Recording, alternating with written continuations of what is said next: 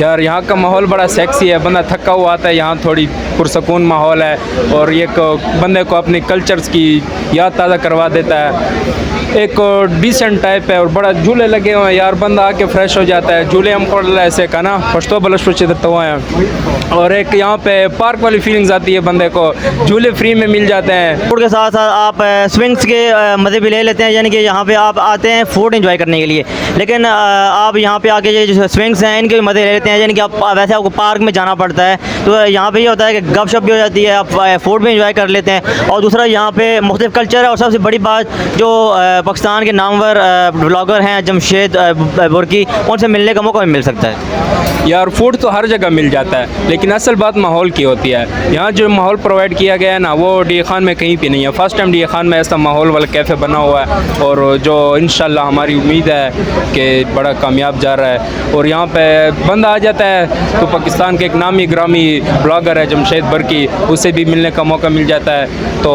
बंदे को अच्छा फील मतलब गपशप लग जाती है, फीलिंग अच्छी आ जाती है।